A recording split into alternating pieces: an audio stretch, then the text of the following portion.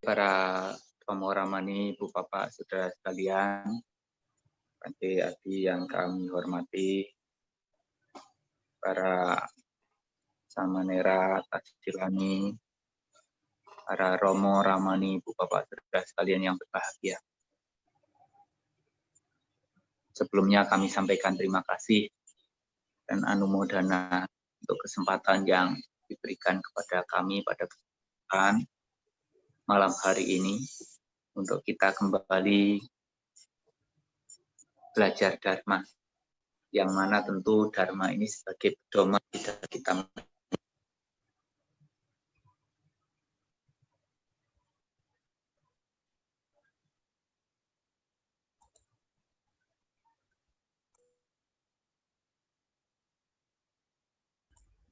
Suaranya belum masuk, Bante.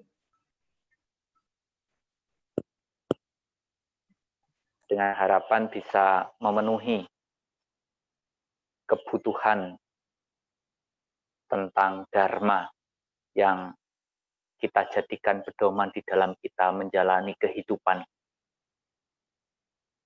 Nah, para Romo Ramani, Ibu Bapak, dan juga saudara-saudara sekalian, Dharma ini perlu untuk kita arahkan ke dalam diri sendiri, ke dalam diri kita masing-masing, supaya kita bisa mendapatkan manfaat dari Dharma yang kita pelajari, yang kita yakini ini.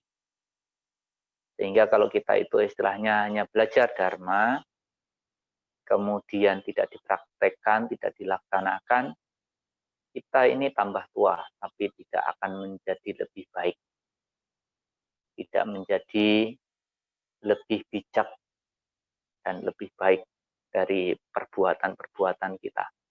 Tapi begitu kita menjalani kehidupan, berpedoman pada Dharma, sesuai dengan kebijaksanaan dan kemampuannya masing-masing, tentu kita akan bisa melewati proses kehidupan ini dengan semakin lebih baik, semakin lebih baik.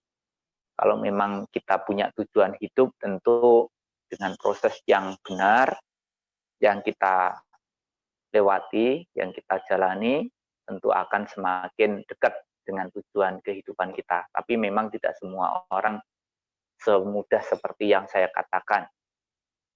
Ada kalanya memang kita juga punya tujuan hidup.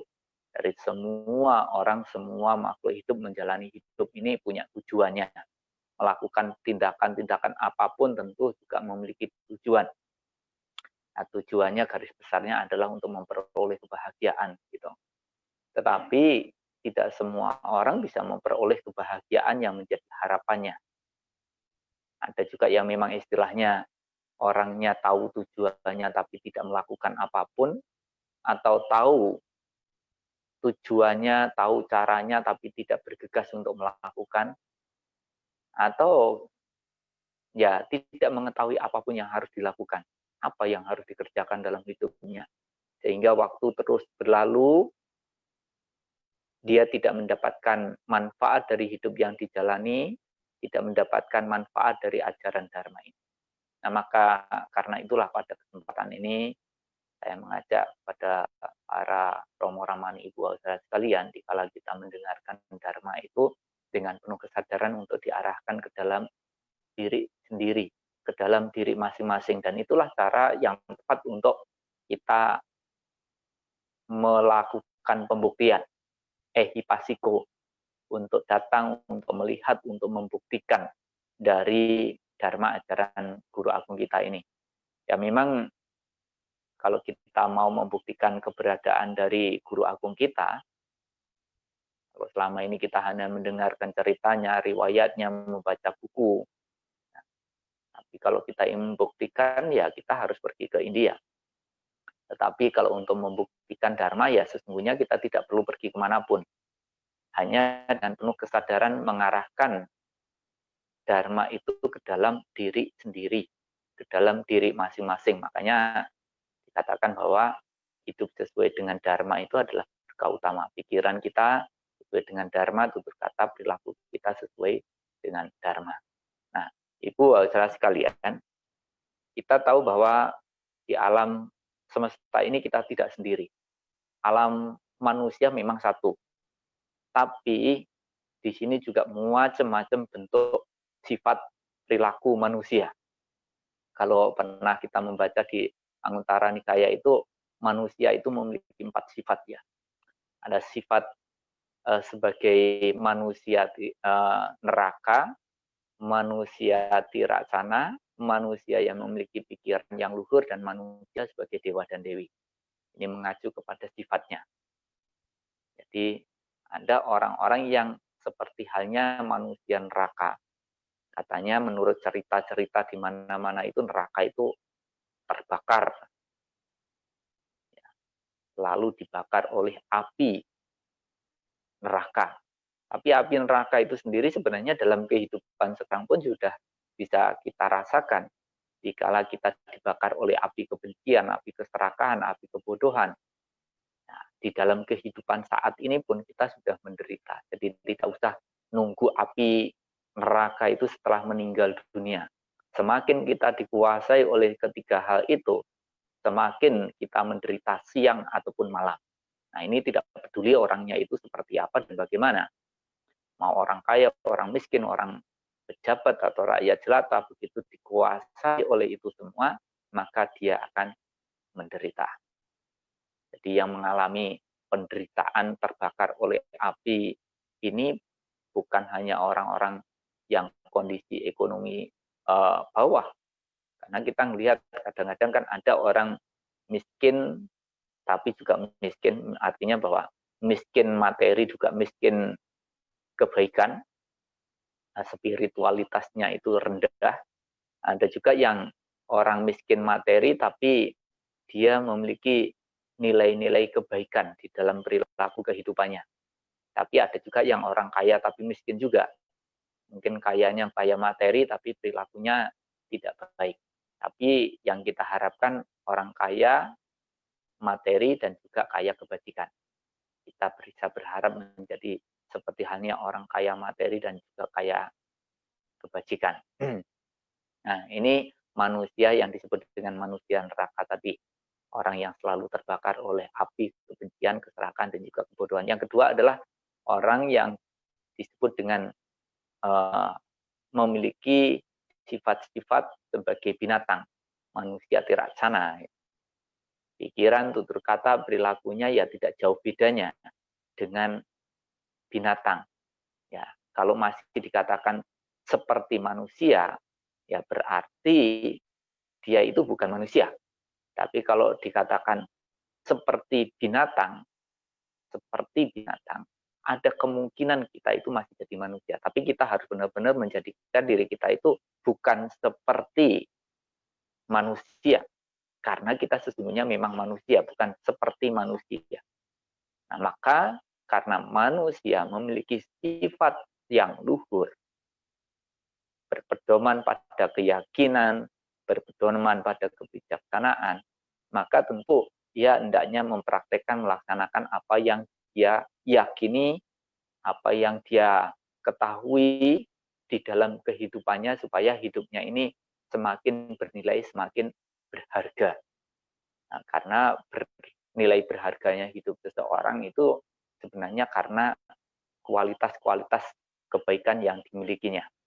Itu yang membuat hidup seseorang menjadi bernilai dan juga menjadi berharga. Kemudian ada juga yang disebut dengan manusia dewa dan dewi. Orang yang lebih baik lagi daripada manusia yang memiliki pikiran yang luhur.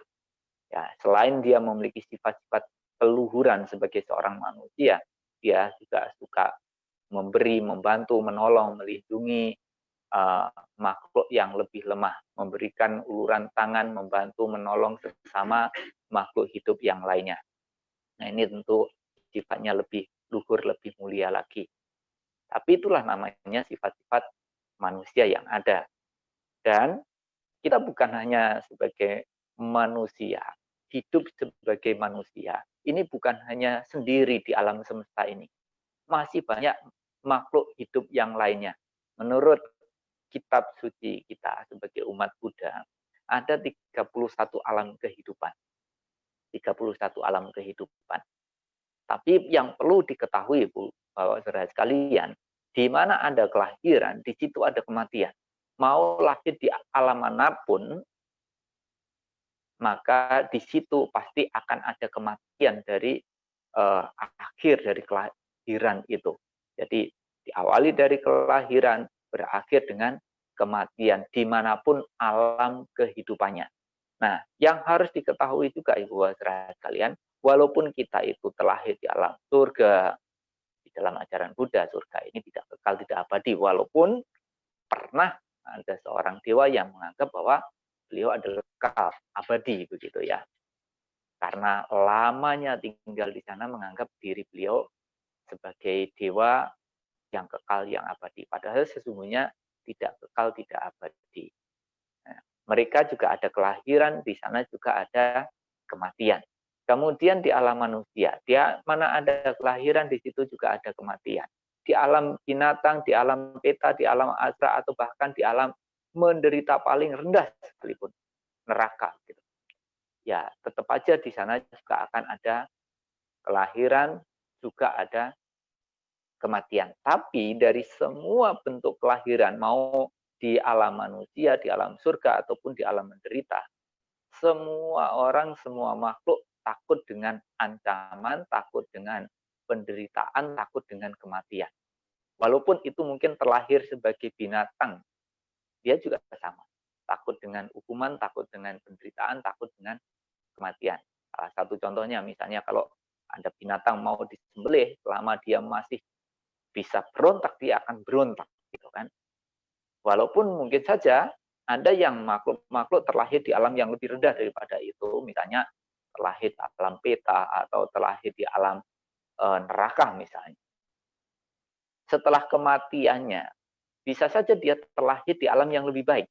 Tapi tetap aja walaupun mereka itu di alam yang menderita, tetap aja dia takut dengan kematian juga. Nah, kita pernah membaca di dalam Milinda Panha. Raja Milinda bertanya kepada Pantagasena tentang peristiwa ini, bahwa semua orang, semua makhluk itu takut dengan ancaman, penderitaan, dan juga kematian. Nah, itu di situ diperumpamakan gini. Karena pada waktu itu Raja Milinda ragu-ragu, apakah makhluk yang terlahir di alam menderita itu juga takut dengan kematian? Iya. Berikanlah perumpamaannya. Perumpamaannya gini, seumpamanya raja melihat ada seseorang yang melakukan kejahatan, kemudian dijatuhi hukuman. Setelah dijatuhin hukuman, dia menderita di hukuman itu. Suatu saat mungkin Baginda ingin membebaskan, karena setelah melewati masa hukumannya. Apakah pada saat dipanggil itu dia takut atau dia bahagia? Pada saat dia belum mengetahui bahwa dipanggil itu untuk dibebaskan. Nah, dia pun juga tentu merasa ketakutan juga. Merasa takut. Saya dipanggil raja ini untuk apa? Apakah mau dijatuhin hukuman lebih berat atau seperti apa bagaimana? Dia merasa takut. Tapi begitu mengetahui dipanggil untuk dibebaskan, nah, tentu dia baru akan mengalami kebahagiaan. Nah, Romo Ramani Ibu Waltra sekalian, sebuah karma baik bagi kita dari sekian banyaknya makhluk hidup yang ada di alam semesta, baik yang di alam surga, alam menderita, kita ini terlahir di alam manusia, yang mana di sini, di tempat ini, di kelahiran kita ini, kita bisa bertemu dengan Buddha Sasana. Ini sebuah karma baik yang luar biasa. Kita bisa menggali potensi yang ada di dalam diri kita untuk mencapai tingkatan yang tertinggi dari semua tujuan kehidupan ini, yaitu mencapai kebebasan. Dan kesempatan itu sangat terbuka lebar-lebar di kehidupan kita di alam manusia ini. Walaupun kita tahu banyak orang yang walaupun sudah terlahir di alam manusia, yang mana kesempatan ini sangat besar, tidak dimiliki oleh makhluk-makhluk yang lainnya, banyak yang menyia-nyiakan waktu hidupnya. Sebenarnya mungkin bagi mereka, menurut mereka, tidak menyia-nyiakan hidupnya. Karena apa? Saya tiap hari bekerja, gimana bisa dikatakan menyia-nyiakan waktu hidupnya? saya tiap hari melakukan begini dan begitu. Bagaimana itu dikatakan sebagai ungkapan menyia-nyiakan waktu hidupnya? Selama kita berpikir untuk mencari kesenangan, kepuasan indriawi duniawi, itu saya anggap adalah seseorang yang menyia-nyiakan waktu hidupnya. Walaupun sesungguhnya kita pun juga membutuhkan yang namanya kebutuhan-kebutuhan hidup. Tapi kalau waktu hidup kita sepenuhnya, seluruhnya, hanya digunakan untuk mencari itu semua, itulah yang saya katakan menyia-nyiakan hidup kita. Kenapa? Karena begitu kita mengumpulkan sebanyak apapun, maka apa yang kita kumpulkan cepat atau lambat akan kita tinggalkan. Dan akhirnya apa? Kelahiran yang kita telah alami, proses kehidupan yang saat ini kita jalani, yang kemudian berakhir dengan kematian, semua akan berakhir dengan kekecewaan, di mana semua yang kita cari, yang kita kumpulkan berkenaan dengan materi duniawi, semuanya ditinggalkan. Itu yang saya katakan bahwa hidup ini sangat sia-sia kalau kita mencari itu semua. Nah, para Romo Ramani, Ibu, Bapak, Saudara sekalian, dalam kondisi seperti sekarang ini, saat ini, di mana kita juga tahu bahwa hidup ini tidak pasti, tapi kematian itu adalah hal yang pasti. Pasti datang dalam kehidupan kita. Dan kita tidak tahu apakah kita besok masih hidup atau tidak, kita tidak tahu. Yang pasti saat ini kan masih hidup ya. Saat ini kita bisa belajar Dharma, saat ini kita bisa mempraktekkan Dharma. Maka karena itulah saya selalu menekankan kepada Ibu Saudara sekalian untuk tidak menyia-nyiakan waktu hidupnya, tidak kehilangan momen sekarang. Karena apa? Hidup memang bukan masa lalu, hidup juga bukan masa yang akan datang. Hidup itu adalah sekarang. Dan bahagia itu jangan menunggu-nunggu nanti, dan nanti. Kalau saya berbuat begini, nanti akan bahagia. Kalau saya berbuat begini, nanti akan terlahir di alam surga. Tidak perlu nanti dan nanti. Pada saat inilah kita hendaknya bahagia. Kalau memang apa yang kita lakukan saat ini itu benar, maka di situ kebahagiaan akan kita rasakan. Jadi saat ini, saat kita melakukan hal yang baik, yang berguna, yang bermanfaat, lakukanlah itu dengan bahagia. Nah, kami sering melihat orang ingin hidupnya bahagia, terlahir di alam surga atau bahkan mencapai kebebasan tertinggi nibbana. Tapi pada saat menjalani hidup dalam kekinian, dia tidak bahagia. Sehingga akhirnya dia malah kehilangan momen hidup saat ini untuk selalu bahagia. Maka harapan kita kalau kita saat ini sadar, ya saat ini tentu kita bahagia. Berpikir dengan bahagia, bertutur kata, berperilaku dengan bahagia. Dan bahagia itu adalah hidup sesuai dengan Dharma. Itu. Bukan nanti setelah melakukan itu kita akan bahagia, tapi saat kita melakukan itu, saat ini kita bahagia. Mengingat bahwa hidup kita ini tidak pasti, Bu Saudara sekalian. Jadi kalau misalnya pada saat kita ini saat ini marah-marah, benci, jengkel, dikuasai oleh hal-hal yang buruk, dan kemudian saat ini kita meninggal dunia, apa yang terjadi dengan hidup kita?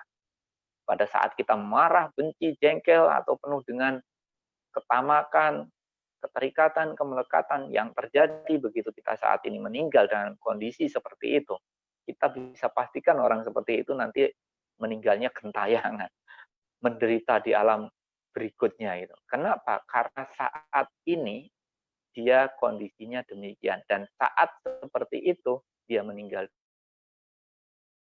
Dengan kondisi yang terjadi sekarang, adanya pandemi sekarang, kita hendaknya selalu sadar diri, mawas diri. Nah, siapa tahu kita waktu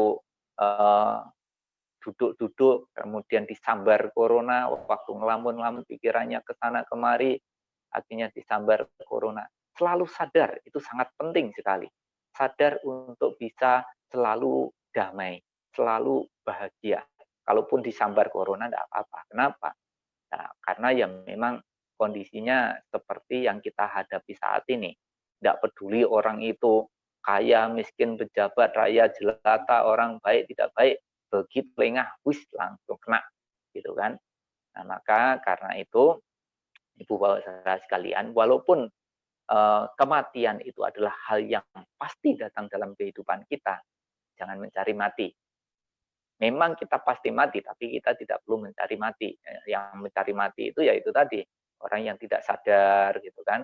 Kemudian orang yang selalu mau berbuat baik, tidak segera berbuat baik.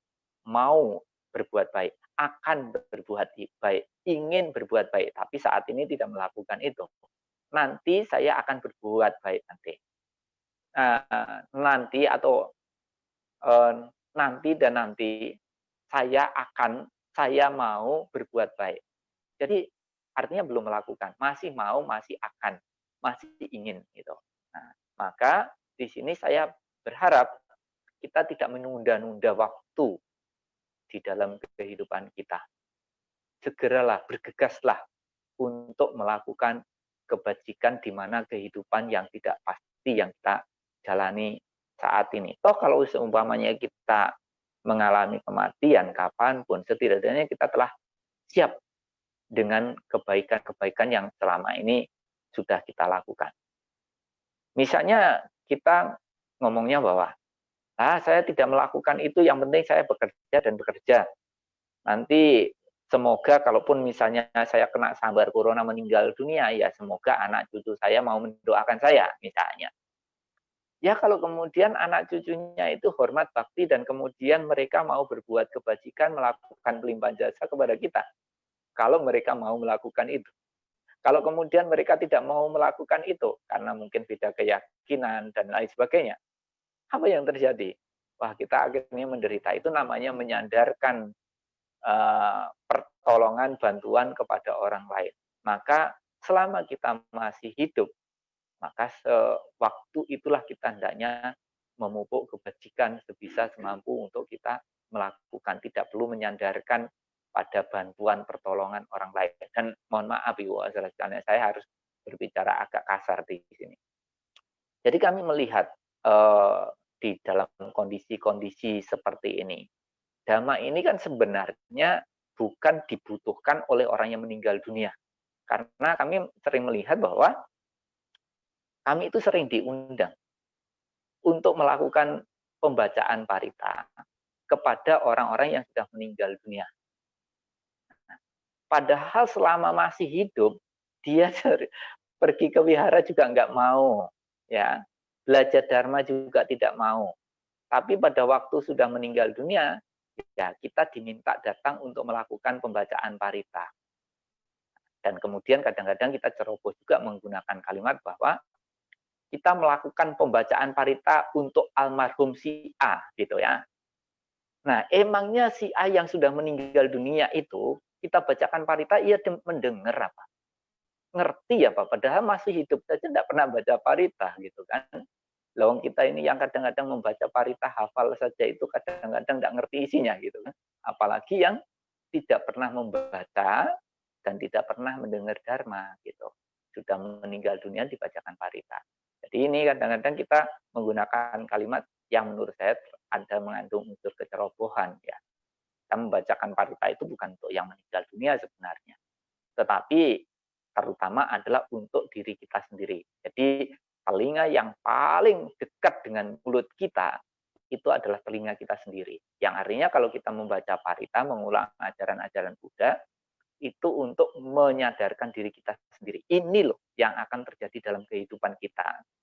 Bahwa apapun sepak terjang kita, inilah akhir dari perjalanan kita, yaitu kematian. Yang membuat kalau kita tersadarkan dengan itu, kita akan bergegas. Sebelum saya mengalami demikian, ya saya akan memanfaatkan waktu hidupnya dengan sebaik-baik untuk berbuat kebajikan.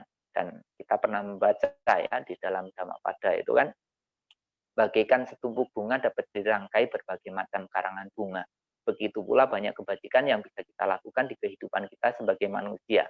Ya, jadi semakin giat, semakin rajin, semakin terampil, tentu banyak kebajikan-kebajikan yang bisa kita lakukan di kehidupan kita sebagai manusia untuk bekal hidup kita sendiri. Untuk kita saat ini bahagia, saat-saat berikutnya juga akan bahagia. Bahagia karena perbuatan-perbuatan baik yang kita lakukan. Nah, kemudian juga mungkin kita mengulang itu untuk keluarga yang ditinggalkan. Untuk keluarga yang ditinggalkan. Tapi, ya sekali lagi mohon maaf, biasanya kami diundang baca parita itu, ya mungkin karena anaknya keyakinannya berbeda, begitu kita datang, mereka nyingkir semua, menjauh semua. Sehingga hanya kami dan juga yang meninggal dunia saja yang ada di situ gitu kan. Jadi yang lain nonton kami melakukan pembacaan parita. Nah, ini padahal kita berharap bahwa kita melakukan itu, mengulang ajaran-ajaran Sang Buddha, supaya keluarga yang ditinggalkan itu bisa mengerti, bisa memahami dharma itu. Supaya dia bisa menerima peristiwa itu dan tidak bersedih berlebih-lebihan. Karena dengan ratapan, tangisan, kesedihan pun itu tidak ada manfaatnya bagi yang meninggal dunia. Jadi lebih baik tidak usah meratap, menangis, bersedih, tetapi melakukan hal yang berguna, bermanfaat bagi dirinya sendiri, dan tentu juga bermanfaat bagi keluarga yang meninggal dunia. Seperti itu. Jadi artinya Ibu saudara sekalian, selama kita masih hidup, kita tidak perlu menyandarkan diri kita kepada anak-anak kita, supaya anak-anak kita kelak akan mendoakan kita dikala kita meninggal dunia. Karena apa? Ya belum tentu mereka akan melakukan itu. Ya, lebih-lebih kalau kita dari awal tidak pernah mengajarkan, tidak pernah memberikan toladan, mendidik, mengajak mereka untuk pergi ke tempat ibadah untuk belajar dharma. Ya. Jadi kadang-kadang kita melakukan itu saja, kadang anak-anak kita juga masih bisa tidak melakukan itu, begitu kan? Apalagi kalau kita tidak mengajak mereka atau melaksanakan, mempraktekkan dharma ini. Nah, jadi selama kita masih hidup, kita punya kesempatan untuk membuat pulau pelindung bagi diri kita sendiri. Jadi perumpamaannya gini, kalau kita ingin menuju kepada kehidupan yang bahagia, atau menuju kepada tujuan hidup yang bahagia, kita tidak perlu berharap orang lain akan memberikan kebahagiaan kepada kita. Kita tidak perlu berharap orang lain memberi, membantu, menolong kepada diri kita. Yang artinya bahwa kita harus membuat pelindung, membuat bekal bagi hidup kita sendiri. Ya, kama yoni, kama bandu, kama pati saranang, yang kamang karisanti, kalyanang wa papakang wa, pasadayado bawisanti. Ya, saya akan menerima, mewarisi, lahir, berkerabat, tergantung pada perbuatan kita sendiri. Kenapa? Karena itu yang aman. Kalau kita menyandarkan kepada bantuan pertolongan orang lain misalnya, dari satu tempat ingin menuju ke tempat yang lain. Nah, nanti kan ketemu orang. Kalau misalnya dia membawa bekal kan bisa berbagi dengan saya. Ya kalau seumpamanya orang itu membawa bekal, bisa saja mereka berbagi sama kita, gitu kan. Tapi kalau ternyata dia tidak membawa bekal, kita sama dia sama-sama jagain, sama-sama menyandarkan bantuan pertolongan orang lain. Yang terjadi apa? Sama-sama kelaparan, sama-sama kehausan. Karena sama-sama menyandarkan bantuan pertolongan pada orang lain. Nah, kemudian kalau seumpamanya orang itu membawa bekal, tapi bekalnya untuk dirinya sendiri dan dia tidak mau berbagi sama kita. Nah, akhirnya kita menderita juga, ya kan? Kita akhirnya menderita juga. Nah, maka karena itulah supaya kita itu tidak menyandarkan bantuan, perlindungan, pertolongan dari orang lain, dari makhluk hidup lainnya. Kita perlu untuk meningkatkan kualitas kehidupan kita dengan baik. Gitu. Kenapa? Ya, karena itu tadi, kematian bisa datang kapanpun dalam diri kita. Kematian bisa saja karena memang peristiwa musibah, bencana, karena penyakit, seperti yang kita alami saat ini ya, walaupun kita ini sama-sama tinggal di Indonesia, mau pergi ke wilayah lain aja itu kita harus pakai apa, rapid test, harus pakai begini dan begitu. Wah, ribet sekali. Tidak seperti dulu lagi ya. Kalau kita mau pergi gitu. Kalau sekarang ini harus mengikuti protokoler kesehatan. Kalau tidak bisa pergi gitu. Nah, jadi Ibu saudara sekalian, itu bisa terjadi dalam diri kita. Kematian itu bisa terjadi pada diri kita. Artinya tidak harus selalu tua kan, tidak harus selalu sakit, ya, tidak harus mengalami kematian karena uh, apa bencana, tapi juga banyak hal faktor yang menyebabkan kita mengalami kematian. Tapi tidak masalah mau mati atau kapan ya terserah saja. Yang penting saat ini fokuskan diri kita untuk mengarahkan kesadaran kita ke dalam diri kita sendiri. Mengarahkan dharma yang kita yakini ini ke dalam diri sendiri. Jadi artinya bahwa kita belajar dharma ini bukan untuk kita mencari kekurangan, kelemahan, kesalahan, dan bahkan menghakimi orang lain. Tetapi kita belajar ajaran ini untuk bergegas memanfaatkan waktu kehidupan kita dengan sebaik-baiknya untuk berbuat kebajikan sebisa semampu kita untuk melakukan. Jadi pernah kami ini punya sebuah timbul tekad niat yang luar biasa pada saat kami meditasi begitu ya. Itu ada sebuah tekad atau niat yang luar biasa di mana pada saat itu dengan kondisi pikiran yang tenang, nah, muncul sebuah eh, pengertian bahwa hidup ini akan bernilai berharga kalau membawa manfaat. Kalau seumpamanya kita tidak bisa memberikan manfaat, berarti nilai kehidupan kita itu rendah. Maka karena itulah, kalau kita tidak baik, mati saja. Kalau tidak mati, ya harus jadi orang baik. Gitu kan. Mungkin kata-katanya kasar, tapi itu yang waktu itu kami pikirkan bahwa itu harus kita lakukan. Jadi jangan menyia-nyiakan waktu sedikit pun untuk kita tidak berbuat baik. Ya, jangan menyia-nyiakan waktu sedikit pun untuk kita tidak melakukan kebaikan. Mau di rumah kita berbuat baik, mau di lingkungan pekerjaan, lingkungan pergaulan, kita berbuat baik di sana.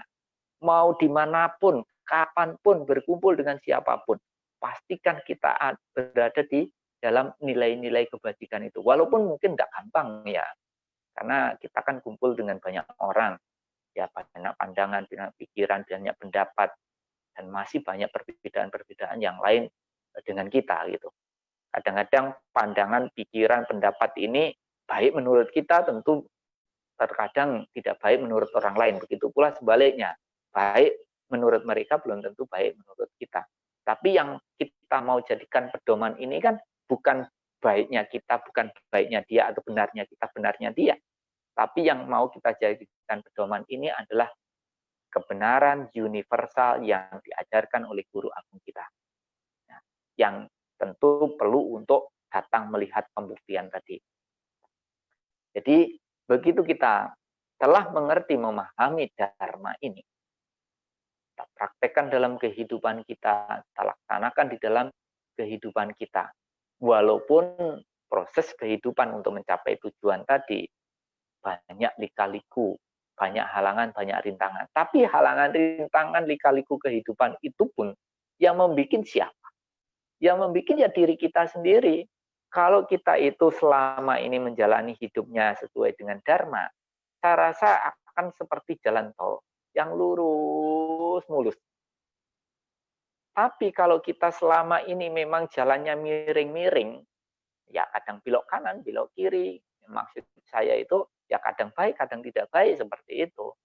Ya ini akan menyebabkan jalan kehidupan kita ya kadang lurus, kadang belok kiri, belok kanan. Nah, terjal harus naik lagi, kadang jalannya terjal harus menurunin lagi kayak gitu kan.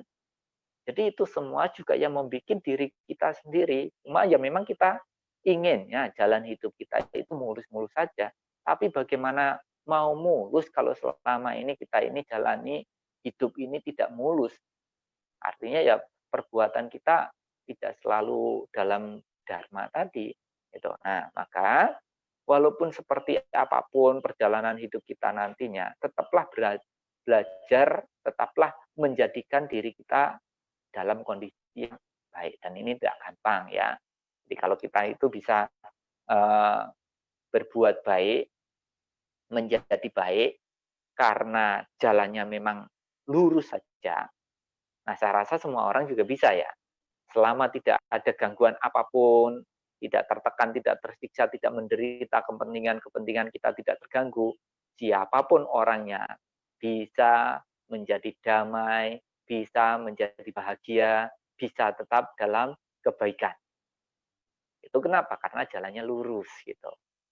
Tapi kalau kemudian jalannya mulai belok-belok, masalah ini, masalah itu, kepentingan-kepentingan kita mulai terganggu, mulai tertekan, mulai tersiksa, dia nyinggung saya, dia melukai saya, dia menyakiti saya, mulai timbul pikiran-pikiran seperti itu. Apakah kita tetap di jalan yang baik tadi, atau kita tabrak? Nah, kemungkinan besar itu banyak orang yang menabrak. Karena apa? Karena kita ngomongnya bahwa saya ini manusia, saya ini juga punya rasa. Kalau dilukai, disakiti itu ya sakit, terluka saya. Dengan kata-katamu, dengan perilakumu gitu kan. Nah, biasanya pada saat-saat seperti itu, karena mungkin kita masih mengingat dharma, ingat pesan para biku, para romo, sering mengikuti dhamma sakacang misalnya gitu ya. Pada saat kita diperlakukan begitu, ingat itu ya kita mungkin masih bisa mengendalikan diri, bisa menjaga diri kita untuk tetap dalam hal yang baik selama kita masih ingat dharma tadi. Tapi diam-diam itu sambil menghitung biasanya. Dilukai sekali, hitung satu. Dilukain lagi, disakitin lagi. Dua, dilukai, disakiti, dihina, difitnah. Tiga gitu. Nah, setelah hitungan tiga tadi, biasanya dibales gitu. Jadi seolah-olah kesabaran kita itu ada batasnya. Yang membatasi siapa? Yang membatasi diri kita sendiri gitu. Satu, dua, tiga gitu kan. Ya mungkin ini sudah terkonsep bahwa triratnya itu tiga gitu. Satu, dua, tiga. Jadi begitu dilukai, disakiti orang dihitung satu, dua, tiga. Begitu keempat, udah kita langsung marah, luapkan gitu kan. Tapi tidak perlu seperti itu juga kali ya. Maka karena itulah Guru Agung kita menyampaikan bahwa kesabaran itu adalah cara pakai bertapa yang paling tinggi. Yang artinya ya apapun yang terjadi ya tetaplah belajar bersabar. Ini kesempatan untuk kita mempraktekkan dharma supaya tetap dalam kondisi hal yang baik. Makanya dari itu untuk menjadi orang baik itu sesungguhnya tidak gampang. Walaupun mungkin kelihatannya itu diam-diam gitu, tapi dalam hati itu berperang gitu kan. Berperang antara menang dan kalah. Apakah marah, benci, jengkel, sakit hatinya yang menang atau mereka yang kalah. Kalau kita yang menang, mungkin kita bisa melewati itu dengan tetap jadi orang baik. Tapi kalau mereka yang menang, wah kita akhirnya membalas hal-hal yang buruk tadi kepada orang yang memperlakukan kita dengan buruk. Tapi sesungguhnya kalau ditanya, kenapa mereka melakukan hal yang buruk kepada kita? Siapa yang menyebabkan mereka berbuat buruk kepada kita? Ingat, kita tidak akan pernah memetik sesuatu yang memang bukan tanaman kita. Jadi sesungguhnya yang menjadi penyebab utamanya adalah diri kita sendiri yang pernah menanam sebab. Ya mereka itu hanya apa namanya? Menjadi kondisi karena kelemahan mereka, kelingahan mereka menjadi kondisi untuk matangnya tanaman kita. Tapi sesungguhnya kalau kita tidak pernah menanam, ya tidak akan terjadi hal itu. Gitu. Nah, begitu waktunya berbuah, tanaman hal yang buruk tadi waktunya berbuah, kemudian waktu itu ada yang lengah, yang terjadi bagaimana? Orang yang lengah tadi melakukan keburukan dan kita memetik. Mereka menanam, kita memetik.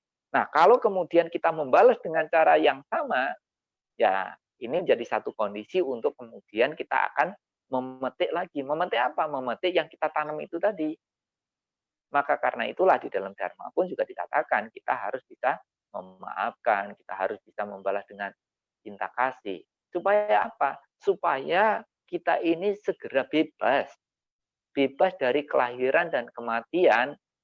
Itu. Selama ini masih diladeni, kita ini tidak akan bebas dari kelahiran dan kematian.